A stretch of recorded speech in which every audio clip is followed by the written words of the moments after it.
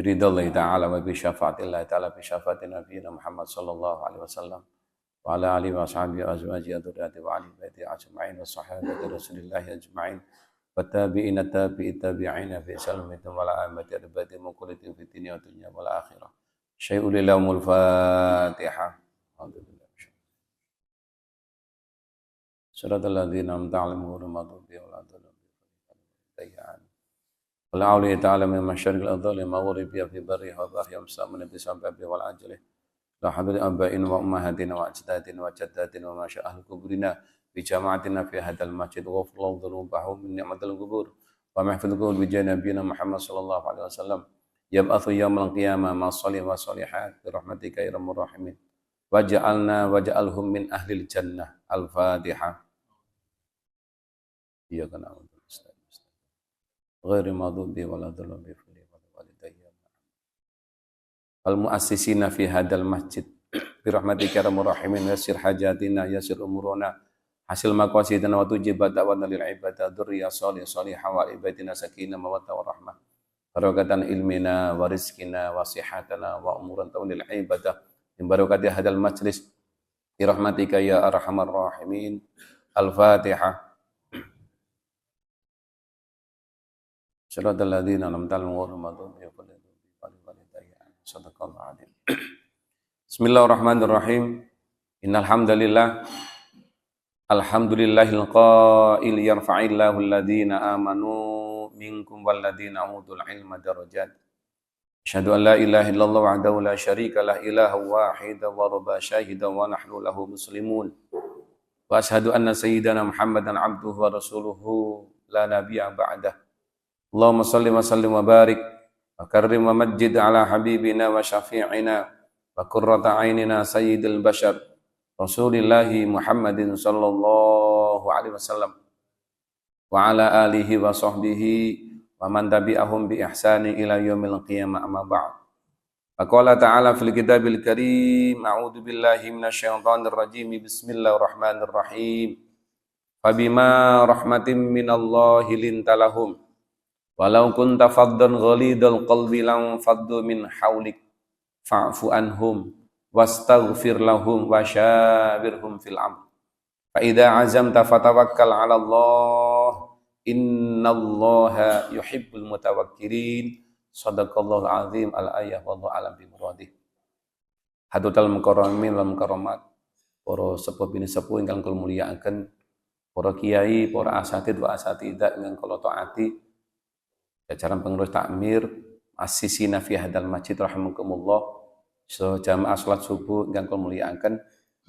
Alhamdulillah kita bersyukur kepada Allah pada kesempatan ini ditakdir oleh Allah untuk bisa sujud. Kenikmatan yang besar, kenikmatan yang indah adalah kita diringankan oleh Allah, dimudahkan oleh Allah untuk melangkah menuju rumah Allah, bersujud kepada Allah. Semoga sampai hari akhir hayat kita tetap bisa istiqomah sujud di hadapan Allah Subhanahu wa taala.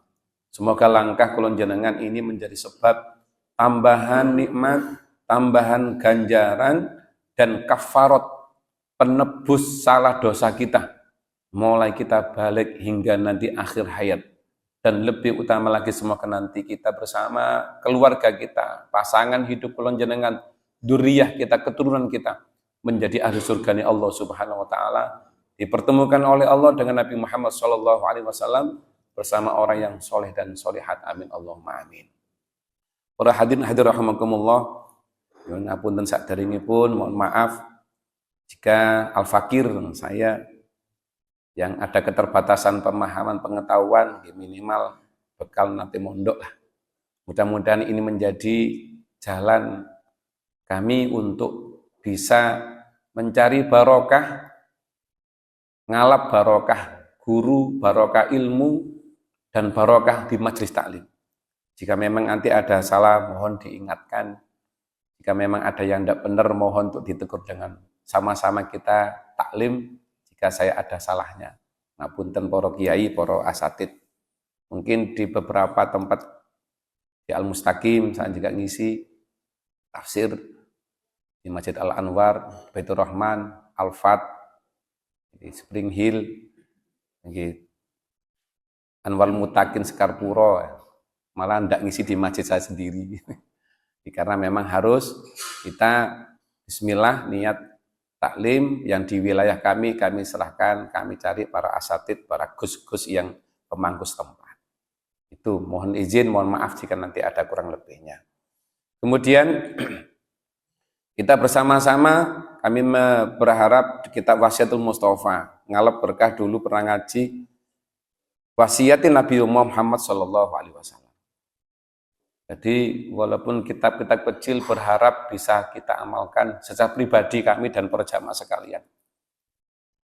Saya baca di al-muqaddimahnya, Bismillahirrahmanirrahim. Alhamdulillahirabbil alamin wassalatu wassalamu ala sayyidina Muhammad wa ala alihi washabbihi wasallim. Wa ba'du wa hada wasiatul Mustafa, dan kitab ini disebut dengan wasiatul Mustafa. Wasiatnya Nabiullah Muhammad sallallahu alaihi wasallam.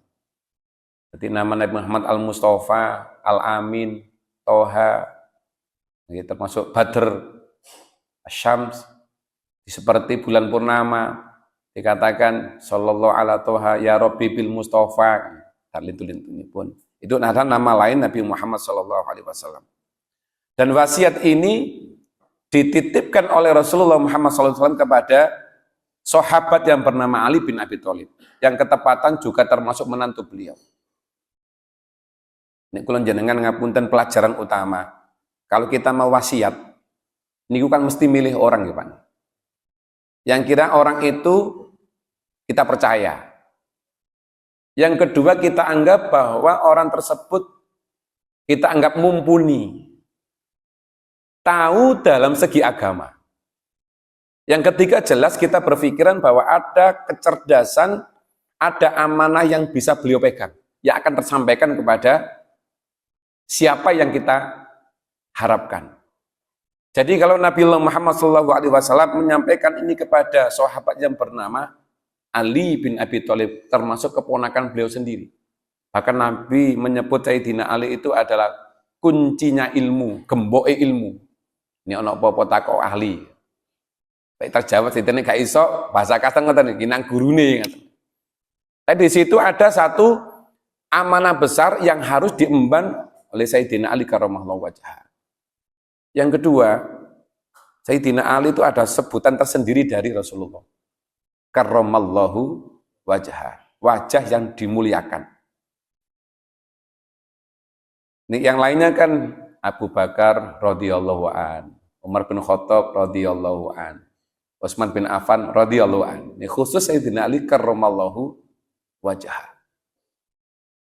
Itu wajahnya dimuliakan. Para ulama menyampaikan memang ada pendapat yang berbeda, tapi yang paling utama yang saya pegang adalah Sayyidina Ali termasuk golongan yang dimuliakan oleh Allah wajahnya karena sejak kecil, walaupun beliau itu bersama orang tua atau paman yang kita kenal, Abu Sofyan, Abu Jahal, Abu Lahab, itu kan paman-pamannya penyembah berhala.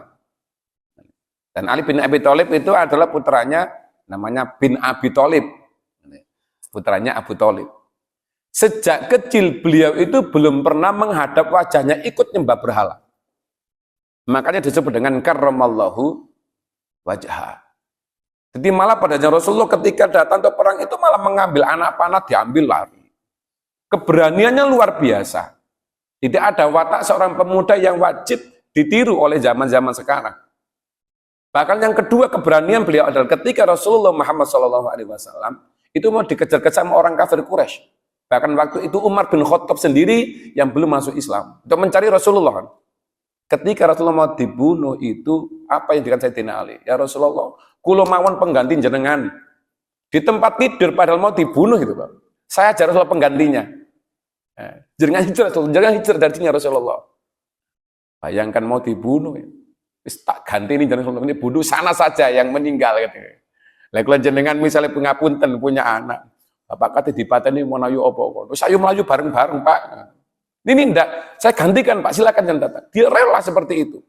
Keberanian muncul, kecerdasan, kemudian pemahaman agama. Itu sejak tercerminkan. Makanya patut sahabat yang bernama Ali ini diberikan oleh Allah, diberikan oleh Rasul kepercayaan untuk memegang wasiat utama ini. Sehingga nanti harapannya ke depan kecerdasan ini mampu tersampaikan kepada umat Rasulullah Muhammad Shallallahu Alaihi Wasallam. Nah, pilihan inilah yang menjadi salah satu alasan kenapa beliau itu menjadi orang dipercaya. Seperti kalau kita akan pesan sesuatu kan cari orang dipercaya. Nah, itu adalah makna pelajaran yang diambil dari mandat utama wasiat Nabi Muhammad SAW kepada Sayyidina Ali. Ingatan. Apa yang beliau sampaikan? Fahada wasiatul Mustafa alaihi salatu wassalam li Ali ibn Abi Thalib karramallahu wajhah. Qala. Sayyidina Ali niku ngendika cerita pada kita, da'ani Rasulullah sallallahu alaihi wasallam nimbali ing kula sinten Rasulullah Muhammad sallallahu alaihi wasallam. Saya dipanggil Rasulullah. Fa khalautu ma'ahu, kemudian maka saya itu menyepi berdua bersama beliau. Fa khalautu menyepi sapa ingsun menyepi, kita itu berkholwat. Nah, menyepi dolek tempat yang tepat untuk menyampaikan ini. Fi manzili, di suatu tempat. Kemudian faqala li, beliau menyampaikan kepadaku, kata Sayyidina Ali, ya Ali, anta minni bimanzilati Haruna min Musa alaihi salam. Jadi gambaran beliau itu, ya Ali, saya dan kamu di tempat seperti kita berdua bersama. Gambarannya Rasulullah seperti Nabi Musa dan Nabi Harun. Sekarang kalau kita kaji, saya cari dari referensi Al-Quran, kenapa kok gambaran Nabi itu yang digambarkan itu seperti sebagaimana Nabi Musa dan Nabi Harun. Nabi Musa dan Harun kan bersaudara dekat. Sangat dekat dengan Nabi Harun itu. Apa-apa itu yang menjadikan ketentuan Allah ikut tersampaikan. Bahkan dalam tafsir di Al-Quran itu, Nabi Harun itu menjadi jaminan Nabi dan Rasul itu berkat rekomendasinya Nabi Musa yang dimintakan kepada Allah. Ya Allah, jadikan Harun itu sebagai Nabi. Saya ambilkan dari Al-Quran, di antara surah Al-Qasas 34. Bismillahirrahmanirrahim. Wa akhi Harunu huwa afsahu minni lisanan fa arsilhu ma'iyya rid'an yusaddiquni inni akhafu ayyukadzibun. Dan saudaraku Harun lebih fasih lidahnya daripada aku. Nah, maka utuslah dia bersamaku. Ya minta, jadikanlah ya Allah menjadi utusan Rasul.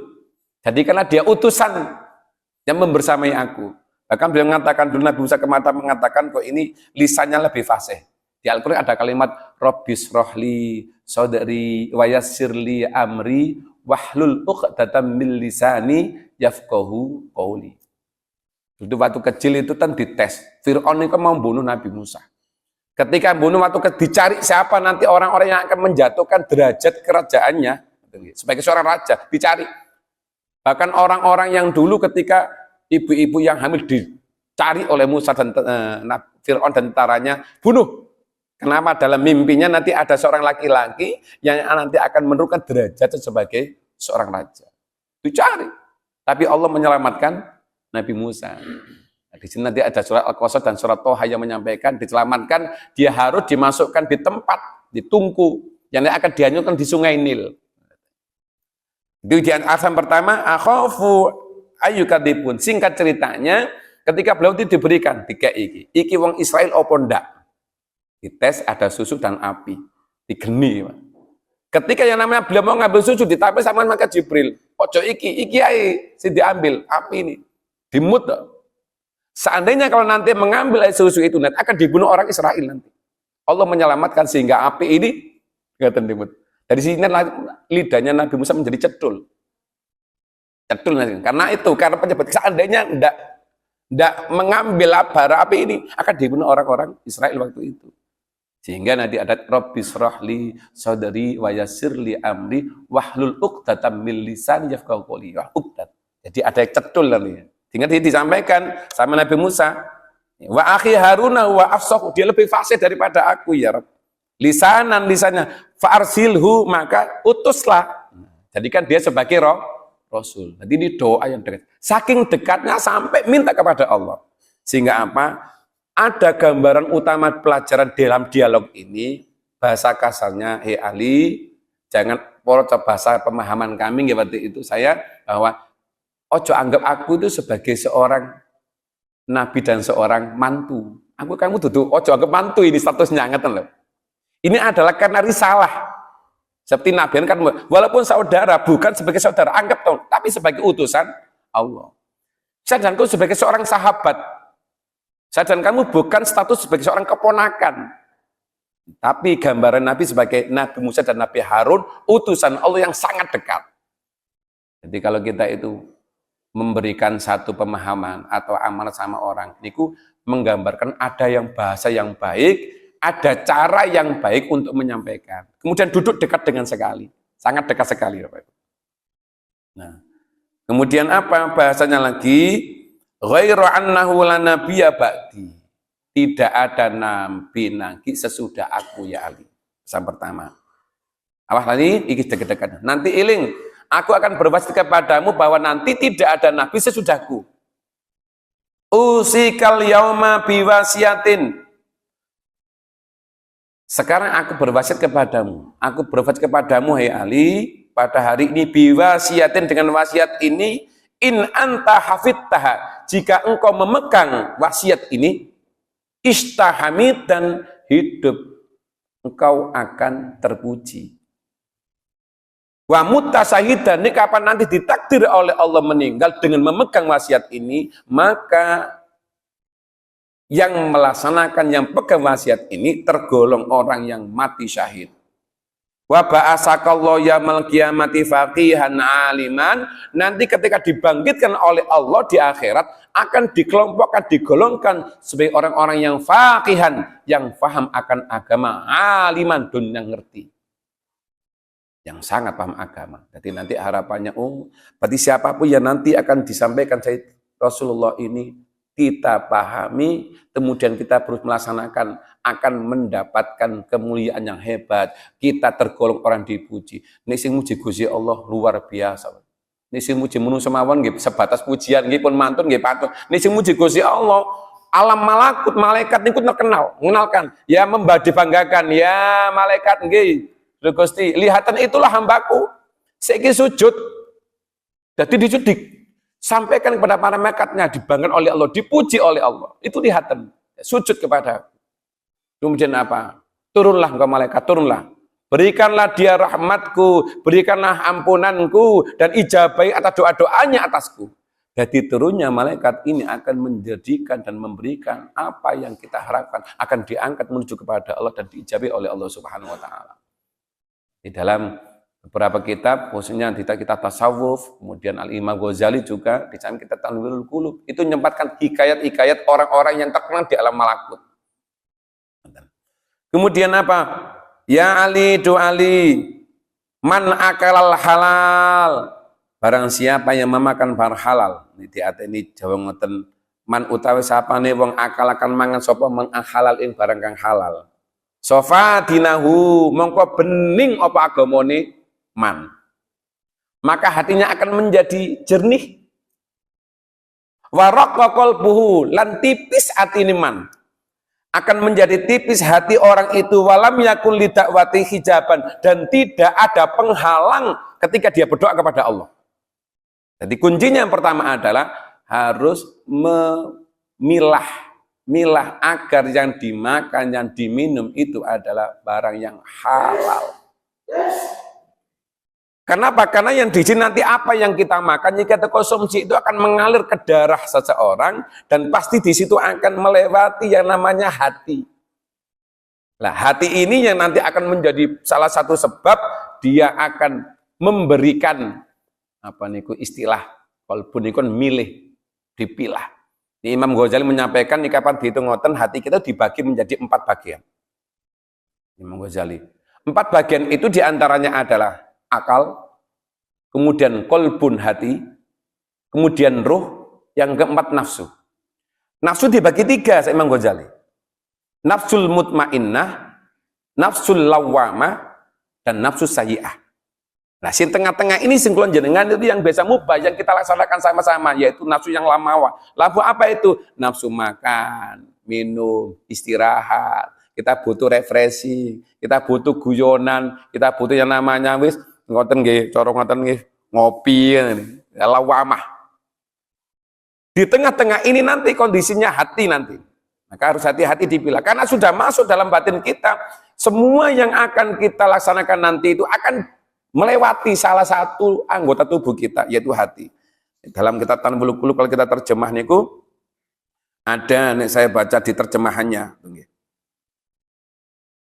Dalam surat At-Tahrim, Bismillahirrahmanirrahim, in tatuba ilallahi faqad safat qulubukuma wa in tadhara alaihi fa innallaha huwa maulahu wa jibrilu wa sholihul mu'minina wal malaikatu ba'da dzalika dhahir. Dan itu nanti akan ada kecondongan kepada kebaikan jika kamu berdua membantu menyusahkan Nabi. Itu dulu. Siapa yang kapan menyusahkan Nabi Musa waktu itu? Maka apa yang terjadi? Sungguh kamu akan menjadi pelindungnya. Dan begitu pula Jibril dan orang-orang mukmin yang baik selain dia itu malaikat akan menjadi penolong pula baginya. Sofat qulubukuma, kecondongan hati untuk kebaikan. Nah, condongnya hati yang akan menjadi baik nanti ini tergantung dari salah satu yang dikonsumsi adalah makan dan minum. Ini kapan diotik-otik tengah kolbun itu, diotak-atik seperti jari ini ya Nabi. Ini diotik api ngitan api, ini otik elek di elek. Ini kapan sudah masuk barangnya haram, maka itu akan menjadi darah yang haram itu akan menjadi tempat dan jalan syaitan untuk memasuki diri kita. Karena yakul halal atau toyib, makan yang halal dulu kemudian toyib. Orang-orang dulu ngapunten, kalau mengamalkan satu amalan, walaupun ilmu dan ikut cetek bahasa Jawa yang ngoten, ini luar biasa ngamalkannya. Yakin sehingga apa? Wis mek mangane telo, puhung ngoten ngoten. Niku nis ngobrol ngoten karena memang halal, jelas halalnya. Sing dimakan sing tandur nggih mereka sendiri, sing nyirami nggih mereka sendiri, sing nyabut mereka, sing masak nggih mereka. Jadi mulai dari tanam sampai panen niku semerap, jelas halalnya. Kula jenengan sekarang ini niki senantiasa sering makan barang syubhat. Nanti ada di berikutnya. Napa niku ya aliman akal syubhat. Nah ini ada di belakangnya. Yang kita tidak tahu derajat awal halal haramnya. Tuku ning Indomaret, ngaten nggih, ten minimarket, ten swalayan, terpas. Kita tidak tahu ini sing nanam bibit sinten, sing dodol sinten kan tidak tahu. Tapi agama kita luar biasa ngajari agar bagaimana caranya keluar dari masalah ini yang syubhat ini, kita menyampaikan bulughur maram bab awal. Agar apa yang kita konsumsi terselamatkan, jika memang ada barang sing remeng-remeng syubhat itu menjadi halal yang kita makan, maka ketika memulai ibda, mulai dalam diri kita, apa yang kita fakro, bismillahirrahmanirrahim, fakot halal, maka yang kita makan akan menjadi halal. Nah kadang-kadang punya masing saja ini bismillah itu enteng, tapi kalau tidak biasa ngucap bismillah, kadang mangan itu mboten saged, Pak. Terus para tekot dijulup mboten mawon. Orang ngombe kadang bisa diombe ngoten. Kenapa? Mboten biasa. Jadi mengamalkan sesuatu yang remeh, ini tidak dibarengi dengan niat awal, tidak terbiasakan, ini kok tidak akan menjadi amalan yang rutin. Enak gitu pangan. Oh, kamu tuh bismillah. Nabi kita diberikan solusi. Bismillahi wa awalahu wa akhirahu. Lho ngoten. Agama kita luar biasa. Laling maca bismillah mulai diajari bismillahi wa awalahu wa akhirahu. Ini bahkan luar biasanya dulu saya punya murid mu'alaf, Pak. Mu'alaf itu ketika beliau untuk menyampaikan tentang ini halal, ngapunten dulu keluarganya itu Chinese makan babi. Rumahnya di Permata Jingga.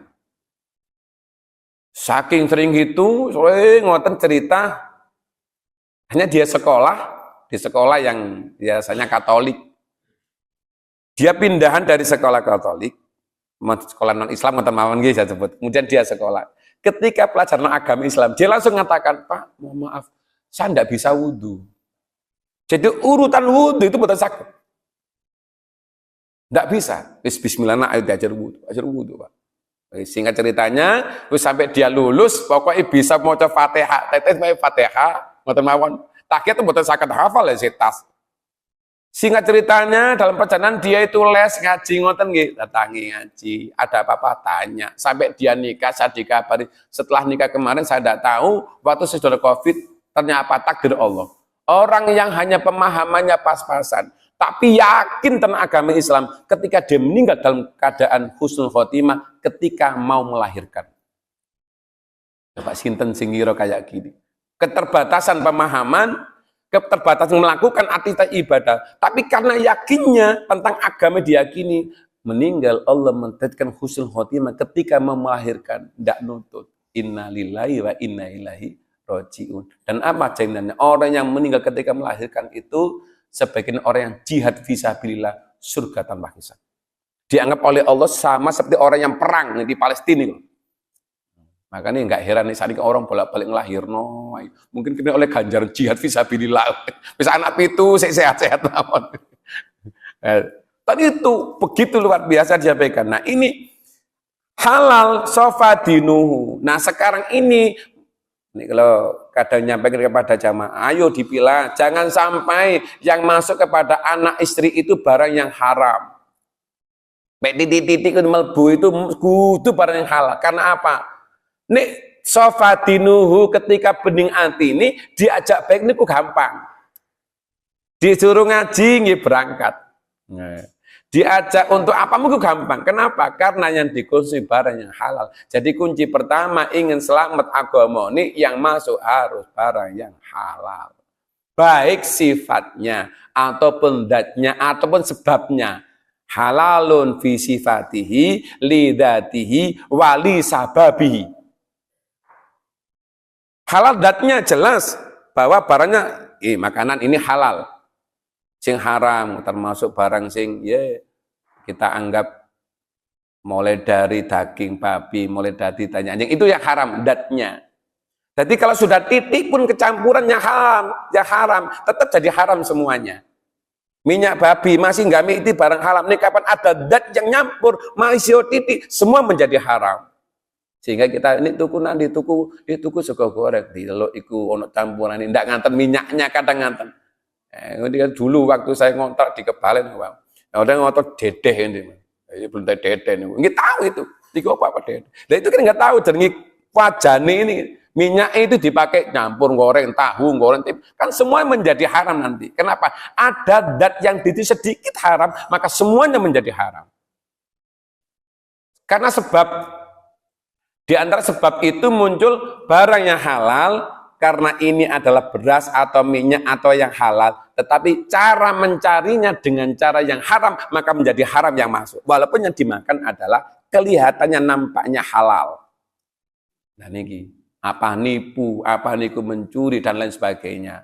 Sehingga apa? Nggih ketok enak kita dimakan. Ya masuk ke dalam diri anak turun keluarga bar yang haram, makanya keluarga itu sulit dijadikan sebagai orang yang taat. Karena sumbernya pertama yang masuk bukan barang yang halal. Ini pentingnya luar biasa ketika masuk dalam darah kita. Nah, ketika jin, setan, kalau sudah ada barang yang haram, ini akan ngikut. Makanya kalau kita lihat orang yang ruqyah itu kan ditepukan wilayah niki punggung sama ros-rosan tengah. Nah, kalau biasa ngoten wae. Ini kan bismillahirrahmanirrahim. Ini doa. Jadi jin itu akan nempati itu. Iki mesti ono barang sing gak tepak secara konsumtif.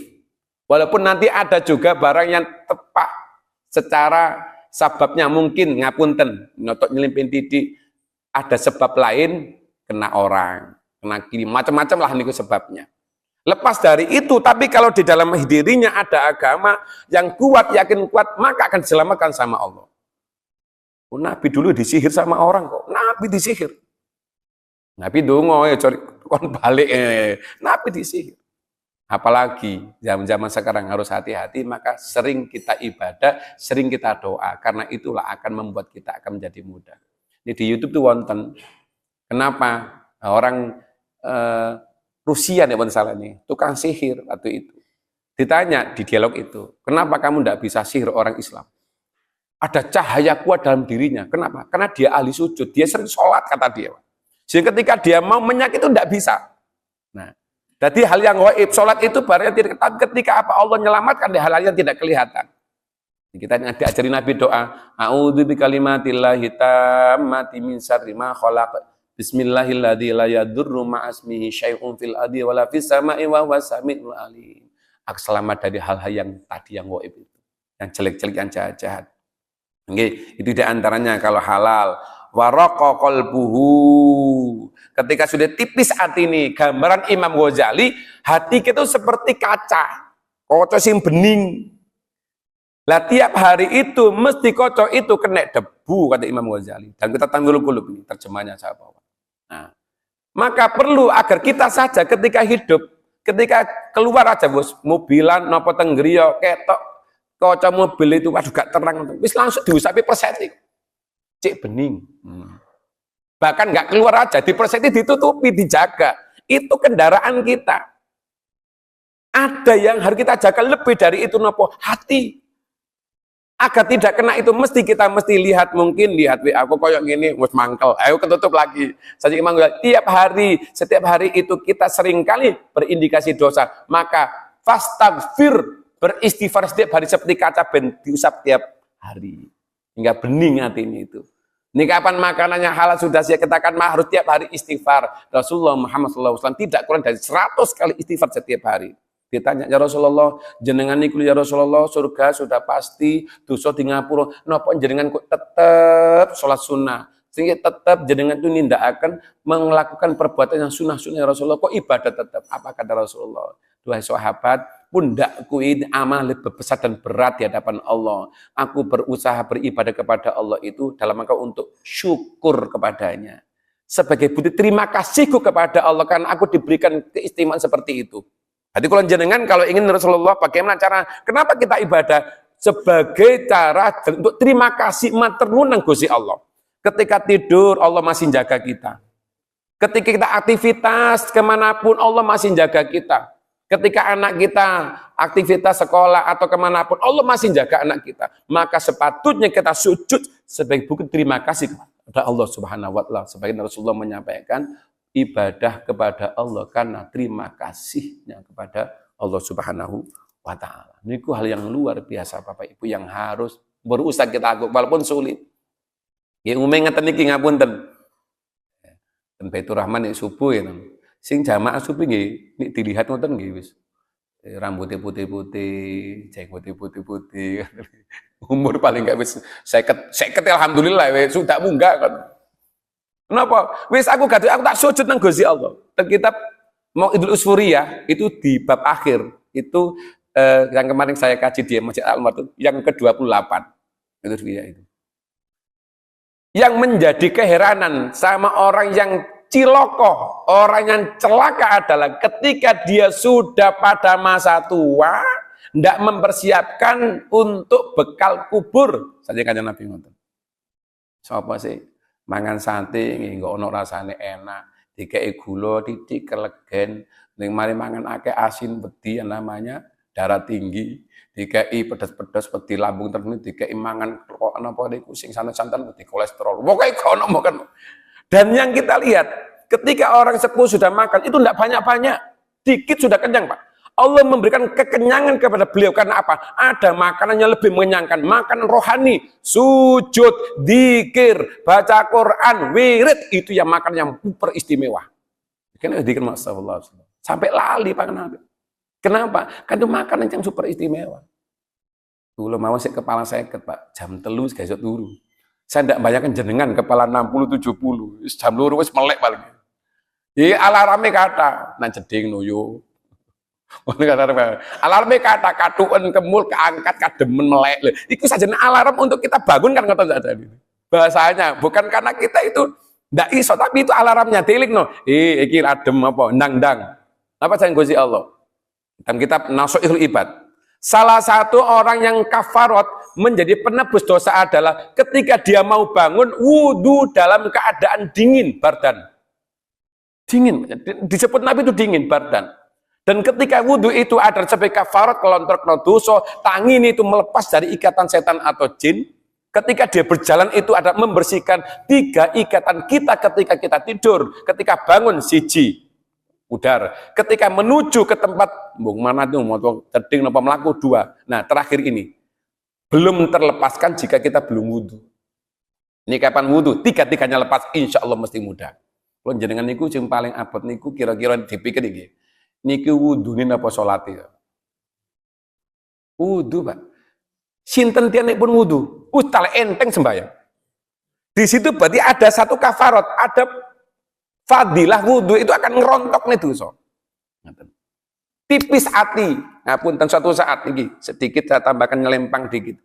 Hati yang kuat. Dulu ada peristiwa yang terjadi pada sahabat. Sahabat ini berangkat pagi-pagi menuju masjid. Wis subuh niku ban menuju masjid. Ketika mana? Wis wayu udan, mari udan ketika menuju ke masjid ternyata apa?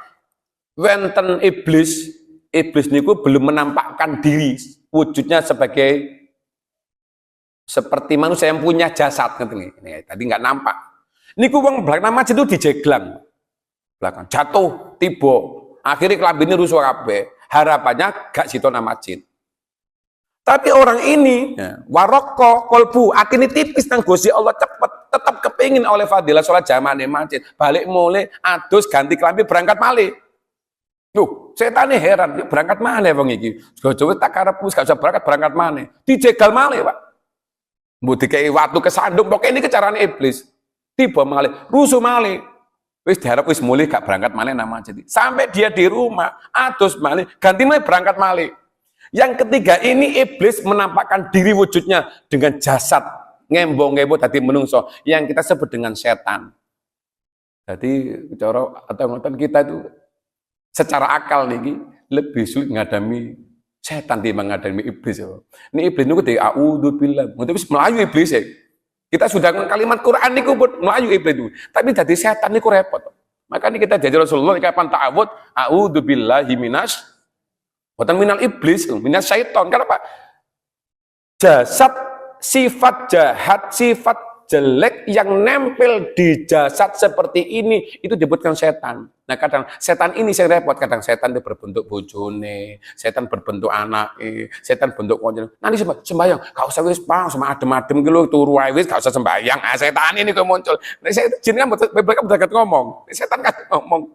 Kita mau berangkat aneh, ojo Pak, ojo berangkat sih Pak, terno aku Pak, sekolah Pak, terno aku loh, setan ini. Jadi kating, no cara ngotot nolak ngotot, bojone dhewe, kating nolak ya anake dhewe, kating nolak tanggung itu kadang menghadapi setan lebih abot. Makanya Nabi ngajar kita, a'udzubillahi minas syaiton.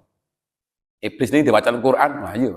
Nah, sampai ngoten niku wau, karena atine niku roko qalbuhu tetap berangkat. Ketika berangkat jelma jadi setan wujud. Nah, ketika wujud ini jelma, wong mukmin, sapa awakmu? Aku iblis. Ya, aku iblis. Lah pokok saiki, tak taruh nama masjid wis. Dia ngantarkan ke masjid, Pak. Dia tanya, "Kenapa kamu mengantar aku ke masjid?" Iya wis. Kon kudu tak antarno saiki. Kenapa? Saya khawatir Allah memberikan pengampunan lebih banyak lagi. Dia cerita, "Apa sih saja nih? Si mukmin, sakjane sing jeglang awakmu tiba mau aku. Mau saya biar kamu nanti itu enggak jadi ke masjid. Lah awakmu sih berangkat lagi. Loh, ketika kamu berangkat yang kedua kali, langit kebuka. Kenapa? Ada suara dari langit, si fulan, wong mukmin, berangkat menuju masjid ini ketika berangkat dewe pengampunan untuk dirinya, pas dia dijegal jatuh dia berangkat lagi, kebuka, si mukmin, dosamu lan dosane keluargamu sak tonggomu diampuni Gusti Allah. Loh, niki tonggo katut lho, Pak. Pada tonggo ini turu loh nih. Karena keistimewaan seperti ini waraka qalbu berangkat ke masjid. Dosamu, dosa keluarga lan tanggamu diampuni Gusti Allah. Makanya ada satu kalimat, sapa nek kapan wong itu tempat tinggalnya cedek masjid, cedek pondok pesantren, majelis taklim atau zikir, insyaallah ati ini ditenangno. Kapan waktu urip? Loh, wong ibadah kok tenang? Iya, kenapa? Ada fadilah dari jamaah tempat itu. Maka tempat ini nyonini itu luar biasa. Tapi apa akibat orang yang ketika di rumah cedek gak ke masjid? Nanti nih sakratul maut. Karena dia sih nyonggo dewi masalahnya itu. Wis gak bisa bantu kita. Nek dunya iso kene. Donga api balik musibah ngalih. Kan ngoten nah, kan kebagian. Zikir on majelis zikir orang yang jahat apa ngalih. Karena ada zikir ini. Tapi nanti ketika dia menghadapi tidak ada bantuannya adalah ketika dia menjelang sakit parah, malu wedi, kate mati wedi, dibantu donga tok enggak bisa yang lainnya. Yang ketiga, kamu kok balik lagi? Ono doa lagi. Kenapa? Agar engkau dosamu, tanggamu dan dulu-dulumu diampuni Gusti Allah. Lah saiki tak teruna masjid. Kenapa? Saya khawatir engko kebuka langit malaikat donga. Kenapa? Saya khawatir engko si fulan dosamu, dosa keluargamu, tanggamu lan umat Nabi Muhammad disepuro. Mumpun durung ngono tak teruna masjid wis. Ngoten jatah ngaman. Terus napa? Engko titenono nduk masjid lan sak marine salat tak hancurkan pahalamu. Ngoten, Pak.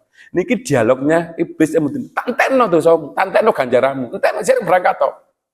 Ngoten niku. Nah, makanya teman-teman nanti kan ngoten. Suatu saat itu kanjeng Nabi niku ten masjid. Karena atina orang tipis dan kebaikan, enten iblis njaba ni masjid ngoten. Disapur kanjeng Muhammad. Iblis lapa kok niki kene. Niku nenggo umat jenengan ya Rasul. Lho, iku gudon umatku ndek jero iku lho. Iku wong biasa-biasa, salate biasa. Ya Rasulullah, saya ndak bisa mengganggu umat jenengan. Kenapa? Karena di dalam masjid itu ada satu orang yang ahli dzikir. Satu orang dan dia, satu orang nanti. Karena itu saya tidak bisa ganggu yang lainnya. Luar biasa jamaah nih, Pak. Jadi kita, misalnya saya pribadi uang biasa-biasa, tapi Allah nganggap salah satu ada jenengan yang ahli dzikir. Itu bisa menjadi penyebab doa saya dikabulkan sama Allah, bukan karena imamnya, bukan karena ustadznya, karena amin jenengan.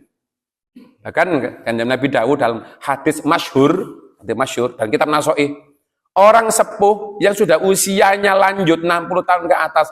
Dan yang Gusti Allah dawuh ngeten kanjeng Nabi, aku isin nih enggak nerima dungane. Makanya harus bersyukur anak-anak sekarang, remaja sekarang ini ketungguan wong tua. Tapi rata-rata arek saiki mau ketungguan wong tua. Gitu. Padahal di situ nyonine berkah dia itu di situ. Itu magnetnya Gusti Allah. Dungane meneng itu menjadi berkah, narik magnet kuat. Pertahanannya, dia pangkatnya, derajatnya, jabatannya kuat, bukan karena kejahatannya, bisa jadi karena dzikirnya orang ahli sujud di situ yang sudah sepuh. Itu waraqqa qalbuhu. Mali-mali, nah hati tipis ini, bening ini menjadi sebab dan ketah setiap hari istighfar. Sebelum nanti ini kapan mus koco, ini gak tahu diperseti itu sampai keretong, digosok kita mboten saged apa. Goblok nggih semprot mboten saged. Iki ibaratnya hati yang tidak pernah satu ketetesan rahmati Gusti Allah. Sehingga istighfarnya gak trimo siji 100 mboten entek. Butuh wong liya untuk istighfari. Butuh wong dia ngobrol alatnya yang lain. Butuh yang namanya apa alat napa yatim piatu, butuh alat sedekahnya, butuh alat napa dzikir orang banyak. Butuh alat napa anak turuni untuk ada satu yang namanya apa istilahnya mungkin mengandung nopo koco niki diperseti ndang bening ini. Nah, makanya bersama-sama halal itu kunci utama. Yang ketiga, nek kapan donga mboten ditutup kali Gusti Allah, lidakwatilah hijabun. Tidak ada penghalang ketika doa karena makanan barang yang halal. Supaya penutup saya, hadirin rahimakumullah. Dulu ada di kitab diceritakan oleh guru saya kitab Wasiatul Mustafa ini orang yang namanya Sulaiman. Orang Sulaiman itu tukang sol sepatu di wilayah Damaskus. Suatu saat ketika beliau itu mau tindak haji, istri itu sakit. Dia sakit. Pertama mau berangkat, dananya untuk istrinya sakit. Sehingga haji berangkat. Kemudian ketika dia mau berangkat tahun depannya, ternyata ada peristiwa. Ketika peristiwa terjadi, istrinya hamil, mambu masaan. Nah, ketika mambu masaan ini, kok mambu enak, wah aku kepingin cara wong ngidam. Kok mambu enak, kepingin aku masaan ini. Dicari, ternyata itu mambu masaan, ada satu tempat di situ, yang agak jauh dari rumah beliau, itu ada keluarga, ternyata setelah didatangi, bau harum ini keluarga orang anak yatim. Dia mempunyai 3 anak. Bu, kula niki napa bojo kula niki hamil kepingin masak jenengan, kula tumas napa yo napa carane ngoten nggih. Dialognya saya ndak tahu tapi kepingin menikmati masakan. Apa beliau mengatakan? Ya Sulaiman, dulku Sulaiman. Hadza halalun ilaina wa harumun ilaik. Niki halal bagi kami, haram bagi jenengan. Gak apa-apa tak tuku wis nggih saestu niki halal bagi kami tapi halal bagi jenengan jangan. Pun tidak apa-apa berapapun tak beli boten pun. Nangislah ibu ini ketika nangis. Lho Bu napa kok sampe tambah nangis? Wahai Sulaiman ngapunten sangat napa niki? Niki sakjane sing kula masak niki sing kula masak adalah ayam tiren. Ketika anak saya itu nangis tiga-tiganya, saya tidak ada makan, saya tidak ada iwak, jangankan iwak yang namanya beras bos sekarang, gandum dulu, tidak ada beras. Saya jalan ketika di situ ada jumpai ada ayamnya mati, ikut tak masak. Solo nangis nang Gusti Allah, ya Allah, kalau mboten ngadan napa-napa ya Allah, ini saya temukan ya Allah, jadikan ini makan halal bagi kami, dimasak, baunya harum. Nangislah Sulaiman ini, ya Allah, kalau niki duwe tangga sampai ngeten ono anak gak iso mangan, gak duwe bapak, kok saya ndak tahu ya Allah. Langsung wangsul Bu, Bapak Ibu, duit niki kate digawe berangkat haji yang teman itu, niku dikekno kabeh kali yatim niki pun sampean gawe mangan. Nek wangi terus Sulaiman niku nangis dalu Gusti Allah, ya Rob, kula tahu niki mboten saged haji ya Allah, kula nyuwun jenengan ya Allah, jadikan orang yang haji tahun ini mabrur semuanya. Ngoten dongane, mantun donga ngoten. Syekh ini yang ada di Mekah itu ngimpi kepanggih Sulaiman niki. Nggih wajahnya, tempatnya dijelaskan di mimpinya itu. Syekh, ketahuilah bahwa ibadah hajimu kabeh gak diterima Gusti Allah. Tapi krono dungane wong siji kabeh diterima. Enten wajah disebutkan itu tukang sol sepatu di wilayah Damaskus. Dia langsung ndak pulang, Pak, cari orang ini. Dole ini ku sadur nggak ketemu karena tukang sepatu pinggir tempat. Singkat ceritanya ketemu orang itu. Kamu jenenge Sulaiman nggih. Iya, awakmu wajah sing tak delok sing di waktu di Mekah itu iki tak ketoki. Kamu duwe amalan nopo? Mboten gadah napa-napa. Niku kula tong sepatu. Coba kasih tahu wiridmu apa? Kamu tidak punya wirid apa-apa. Kemudian dia bilang, kira-kira dalam waktu dekat ini apa yang kamu lakukan? Dia cerita. Ada anak yatim mboten saged maam, kemudian apa? Kami mau berangkat haji enggak jadi, kula ndonga ya Allah, tak gawe danaku kangge anak yatim ini, ibu yang ndak punya ini ya Allah, kula ndonga jenengan terimalah orang haji tahun ini dari mabrur semuanya, amin. Kula mek ndonga ngoten, langsung dia terima kasih suwun. Kenapa? Karena doamu kami semua diterima haji oleh Allah Subhanahu wa taala. Makanya ada hadis, Allah akan melaknat seseorang jika dia itu bolak-balik haji, bolak-balik umroh, tapi tetangganya tidak makan, dia tidak tahu. Dilaknat kok. Jadi orang ini balik-balik Mekah Madinah, tapi ini ono tonggo ini gak esok mangan, gak ru. Itu dilaknat kali Gusti Allah. Jangankan halal, sing dimam tidak ada. Makanya takmir masjid, kalian jenengan yang punya jamaah kumpulan apa-apa, mari kita cari Pak Dolek. Sopo sing gak mampu, anak yatim di sini ngaten nggih. Duh, jangan dipikir hanya rumahnya besar Pak, bisa jadi yang di dalam rumah itu gak duit gak esok mangan. Itu yang luar biasa, gak duit beras. Di Quran itu kenapa? Kita lihat, waduh, duit mobil, kudu ditol mobil, gak duit, kudu ditol HP ini, kudu jual, kenapa? Makan itu jadi yang utama. Dari hal seperti ini, orang dulu nggih bacaan. Di Al-Quran itu, afara'aitumul ma'a tasrabun, ketika jadikan air, kemudian apa ketika engkau diberikan oleh Allah makanan pokok. Ngapunten, ana wong wome gede, mobil mewah, duite akeh, ATM kebek. Ketika di rumah gak duit beras susah, Pak. Tapi ada orang rumahnya elek, masih gak duit kendaraan, duit gak ono, selama ono beras, tenang uripe, ono sasak aman, ngoten. Ternyata ketenangan itu ketika apa makan pokok menjadi kuncinya kan. Orang dulu ketika panen dari lombok aman pun, masih pun 6 bulan durung ono apa pokoknya duit beras aman, baik anakku mangan kabeh, masih yo gak ono iwake. Masa saya dulu kecil Pak ini panen dulu di sawah di Gresik itu, gak duit iwak, memang dimasak nono pun kayak klopo. Usuk ngoten nggih klopo. Beras akeh, kate iwan iku klopo. Nggih enak. Bahkan orang dulu ketika pada masanya berkatan akeh, ngapunten karak bahasa kasar. Napa dengarane iki? Karak nih bahasa karak. Karak niku disimpen kali Mbah kula bapak niku. Nek iki wayahe durung panen apa iwak paling ndelek ning kali ndolek iwak ngoten dibak pulang. Kono apa-apa. Apa-apa karak niku didang. Karak ini diresiki, dipesusi, didang, digodhog. Nah ngoten niku lho Pak, dipangan. Ya mboten sing penyakitan niku. Gak ono wong lara perkara karak dimakan. Nah rasane iki nate nggo karak kula jeneng mawon nggawe karak mboten nate napa makan karak. Nek sakniki wong Gresik karak dipakan iwak urang. Diujar iwak padang ngoten lho. Dulu dimakan dan tidak ada yang sakit. Orang dulu ketika ngapunten nggih perkara halal, orang gawe apem niku. Dulu gawe apem kan luar biasa nih gawe apem. Wake terterap sopir kate mangan apem sakmono kae kan ngoten. Ketika enggak kemakan, orang dulu enggak bingung, diirisi, ditpe. Mari dijemur, disimpen niku. Kula masih ngalami niki waktu cilik. Mari dijemur dina Jumat napa dina napa ngoten, mari Jumatan. Niku ana dang-dangan apem sing sudah berbulan-bulan. Niku napa niku diumbah meleh, didang, dikek klopo, dikek uyah, dimaem. Nggih boten penyakiten. Artinya halal itu menjadi kunci pertama, toyiban kunci kedua, halalan toyiba. Kalau kita ngambil yang toyiba dulu, halal nomor berikutnya hancur. Kenapa? Dolek bergizi tapi tidak ada yang halal. Orang dulu halal, masih itu telo pohong, sehat dan imannya sehingga bisa mencetak anak-anak yang soleh, bisa pendidikannya SR bahkan gak sekolah, anak sekolah KB, pendidikan SR anak sampai SMP SMA, pendidikan SMA anak sampai kuliah. Kenapa? Ini bibit yang luar biasa, sumbernya makanan yang halal. Orang dulu tuh gak pernah jadi ketemu jodoh, gak usah repot-repot dijudung karo boten. Ora nak jodoh wacari nak apa? Senden kayu jati nak. Itu duit sawah sing ngompo senden kayu jati. Saniki mboten kayu jati, senden tembok. Artinya itu. Jadi kunci pertama wasiat Kanjeng Nabi adalah makanan yang halal.